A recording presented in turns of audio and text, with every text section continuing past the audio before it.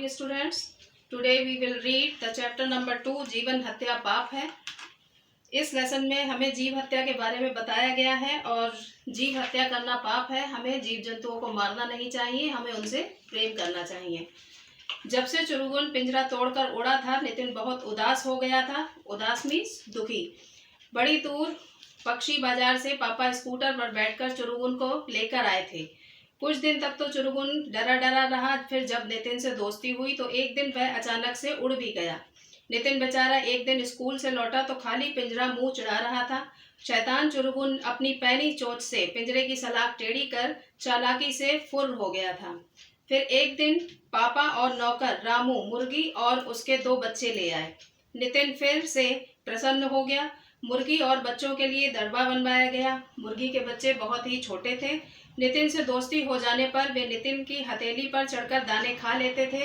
दोनों बच्चे पीले रंग के थे। एक दुबला पतला फुर्तीला था तो दूसरा रुई के गोले जैसा गोल मटोल और आलसी। फुर्तीले का नाम नितिन ने मुटकू रखा और आलसी का नाम अलसू। जैसे ही नितिन स्कूल से लौटता फौरन दड़बे के पास पहुंच जाता। मुर्गी भी नितिन को पहचान गई थी। मुटकू और अलसू नितिन को देखते ही शोर मचाने लगते। नितिन दड़बे का दरवाजा खोल देता।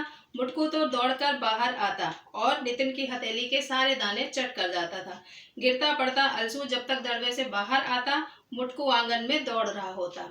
नितिन अलसू के लिए अपनी दूसरी हथेली खोलता। एक दिन नितिन लाल रंग ले आया। मुटकू और अलसू के जब लाल बिंदियां लगी तो नितिन प्रसन्न होकर चिल्लाने लगा, माँ पापा देखो देखो, अलसू और मुटकू कितने प्यारे लग रहे हैं। धीरे धीरे महीना बीत गया। नितिन की दोस्ती अलसू और मुटकू से बढ़ती ही जा रही थी। दशहरे की छुट्टियां शुरू हुई और एक दिन मौसी मौसा जी आ गए। उनके साथ उनके बच्चे पारस व मानस भी आए। पारस तो नितिन की ही हम उम्र का था, लेकिन मानस था 6 महीने का गोल मटोल बबुआ। नितिन के घर जब कोई छोटा बच्चा नहीं था, सो वह मानस को देखकर बहुत खूब प्रसन्न हो गया। मानस जब बिना दांतों वाला मुंह खोलकर हंसता तो नितिन को बड़ा ही मजा आता। मानस जब बनियान लंगोटी पहनकर मालिश करवाता तो नितिन निहाल हो जाता। वह मौसी से कहता, लाओ मौसी, मानस को मेरी गोद में दे दो। मानस महाशय थे कि नितिन की गोद में आते ही उनके कपड़े गीले कर देते, लेकिन नितिन गोल गोल मानस को 1 मिनट भी नहीं छोड़ना चाहता था। पारस से भी नितिन की खूब बनती थी। 4-5 दिन तक मौसी रही। मौसा जी ने खूब घुमाया फिराया। मौसी नितिन के लिए नए कपड़े और खिलौने लाई थी। दशहरे वाले दिन सब लोग रामलीला भी देखने गए। छुट्टी के ये दिन खूब गहमा गहमी में बीते। इतने दिन नितिन अलसू और मुटकू को भी भूला रहा। जब मौसी चली गई तो घर में फिर से सन्नाटा हो गया। तब नितिन को मुटकू और अलसू की याद आई। वह टहलते हुए दड़बे की तरफ गया। वहां सन्नाटा था। उसने आवाज लगाई, अलसू, मुटकू, कोई आहट नहीं हुई। दड़बे में झांक कर देखा। कोने में मुर्गी बीमार सी पड़ी हुई थी। नितिन दौड़कर घर के अंदर गया। माँ, अलसू और मुटकू कहाँ हैं? माँ कुछ पढ़ रही थी। चश्मा उतारकर नितिन को देखकर उत्तर दिया, कल क्या खाया था नितिन? शाकाहार तो नहीं था वह। मौसी जी के लिए पकाया था ना? तुझे भी तो पसंद है, माँ धीरे से बोली।